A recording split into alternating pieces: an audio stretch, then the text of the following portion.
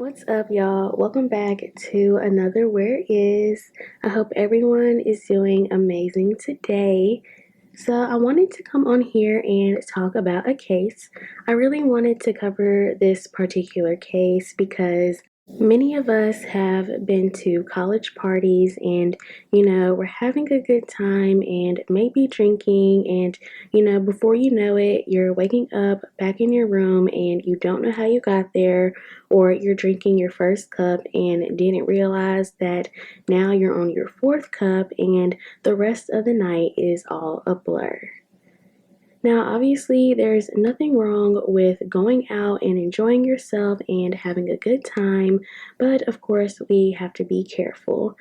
There are people that go to some of these college parties who don't even go to the school and just might have bad intentions. Not everyone's intentions at some of these parties is to just go, dance, and have a good time. So, again, we have to be careful. Now, the case we are discussing today has been solved, but it wasn't solved until 10 years later, and there still is no trace of her body. So, without further ado, let's just jump right into it. Today, we will be discussing the case of Tyler Marie Thomas. So, Tyler was born on September 7th in 1991 and was just 19 years old when she went missing from Peru, Nebraska. So, growing up, Tyler attended Omaha Bryan High School in Bellevue, Nebraska. Once she graduated high school, she attended Peru State College, which is located in Peru, Nebraska, and she had dreams of becoming a school teacher. She was said to have been happy while away at school, and she was also captain of the school's dance team. So it was December 3rd in 2010, and there was an off campus party that was going on that night, and Tyler decided to go attend the party. So while at the party, Tyler had actually gotten into an argument with one of her friends. She was said to have been pretty intoxicated, having multiple beers and taking several shots, so after the argument, she was asked to leave the party. So Tyler leaves the party and she was reportedly walking back towards her dorm room, which was the Centennial Complex Residence Hall, again at Peru State. Now, it was around 1:30 a.m. and she had sent a text to one of her friends telling them that she was lost and that she didn't know where she was at.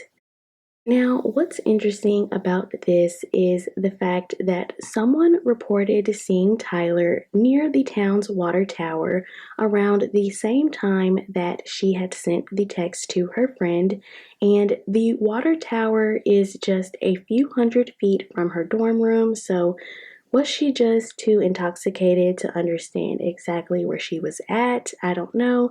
However, Tyler never made it back to her dorm room and she hasn't been seen since. Now, of course, her friends were concerned because she had already been intoxicated and telling them that she was lost, but it was extremely cold that night with the temperatures in the teens, and Tyler didn't have a coat on, so with her not returning to the dorm room, Tyler was reported missing at 3 a.m., which was an hour and a half after she was last seen walking near the water tower. So, investigators quickly began their investigation. They searched the area where Tyler was reported to be last seen, but there was no luck in finding Tyler. So, police began questioning Tyler's friends, people in the dorm room, and it wasn't long before a guy by the name of Joshua Keetle appeared as a person of interest. Now, Joshua was also a student at Peru State. He was a junior studying sports management from South Carolina and had studied at quite a few different schools in Nebraska before he attended Peru State. Now, Joshua and Tyler had actually gone on a date before, but Tyler just wasn't into Joshua and even told her friends that she wanted to avoid him. So, once police questioned Joshua about Tyler's disappearance, he initially told them that he saw her walking down the street that night, but he didn't speak to her. Joshua was then arrested on December 9th, which was just 6 days after Tyler went missing, for providing false information to the police. Now, just a few days after his arrest, a student contacted the police and she tells them that Joshua had actually sexually assaulted her 3 times on Halloween, which was only a month before Tyler had disappeared. Now, there is also another girl who was a teenager at the time who came forward about Joshua. She says that in April of 2008, Joshua had sexually assaulted her when she was visiting a friend at Midland Lutheran College, which is now known as Midland University in Fremont, Nebraska. She says that she was spending the night on campus and Joshua just so happened to be a student there at the time. Now, in addition to this, Joshua was also facing indecent exposure charges for allegedly exposing himself to a woman in Norfolk, Nebraska in April of 2010. Now, again, initially, Joshua stated that he saw Tyler walking that night she disappeared, but he didn't speak to her. Later, Joshua changes his statement and he says that Tyler had actually gotten into his car and that they drove to the Peru boat dock on the Missouri River to smoke marijuana. Now, he says that Tyler agreed to perform a sexual act on him in exchange for a ride to Omaha, Nebraska, but afterwards she accused him of sexually assaulting her and says that Tyler threw her phone at him. Joshua also says that they began to argue and soon the argument turned physical, and that this is when he says he left her at the dock around 2 a.m. and went back to his dorm room to take a shower. Now, this dock that they were at was actually the same place that the other student was sexually assaulted at on Halloween. So, after giving this statement to the police, they of course go check out the dock to find any clues and they discover tire tracks that match Joshua's tires that he had on his 1996 Ford Explorer, as well as drag marks that led from the tire tracks to the river. Now, with this information, many people believed that Joshua was responsible for Tyler's disappearance and that he killed her and then dumped her body in the river. Police, however, were unable to find Tyler's body or any evidence of her still being alive, and the case quickly grew cold.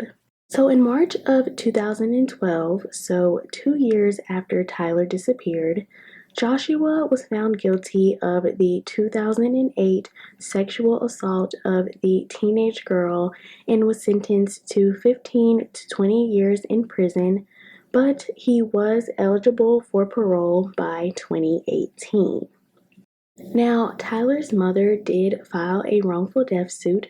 There was one against the school, and there was also another one that was against Joshua that same year. And she stated that Joshua should have been expelled before Tyler's disappearance, but since he got to stay, he continued to his next victim, which was Tyler.